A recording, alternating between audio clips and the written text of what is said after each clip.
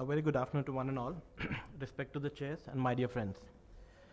As I was hearing my friend Dr. Vidya, she herself mentioned there's a lot of load on doing a perimetry. And she mentioned technicians are overloaded. Just fit on those residents in spite of that technicians. Just imagine a resident doing 30 perimetry in a day where he's supposed to be called a clinician rather than a technician. Well, I say no. The average time taken for a static perimetry is 15 minutes. For a frequency doubling perimetry is 10 minutes, and of the Goldman standard would be about 20 minutes. No longer are the days when you find the fatigue not only of the doctors but also of the patient. If the patient is tired, you won't get the result that is expected from a patient. Similarly, resident doctors are no more the same fraternity that used to fit in. Now with the MCI inspection, the NABH criteria, believe me, for months together they have just to fill in the files and submit to the authorities without being called as an ophthalmologist themselves. What are the loads? Not only the OPD, the surgical, the thesis, presentation, poster research, believe me, these are not just optional things. There are professors sitting in front of me. These are compulsory for a residents nowadays. Publishing, paper presentation, they have to show before they move ahead of their MS ophthalmology. The undergraduate training, the camps. Believe me, I am not against allowing the residents to be taught perimetry. But I believe time to learn interpretation is more important than time to learn performing test. Well, we have the newer generation things coming up. They may be substituted for the perimetry, that's a different issue.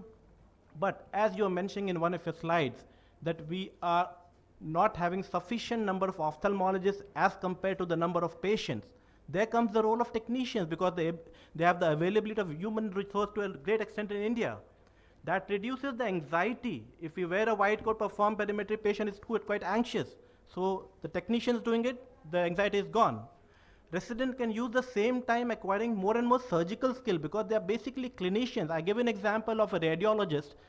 Do you want the radiologist to know the megahertz or the physical property of the CT scan, or to interpret the CT scan results so that if he has a slightest of the doubt, he can order for the MRI and get the diagnosis done, which is more important for the patients? And believe me, stereoscopic disc evaluation still remains the gold standard for glaucoma. You have to evaluate the disc and the stuff what the clinician sees with the direct or the indirect or the whatever lenses, and there comes the clue of whether this patient is suspected of glaucoma.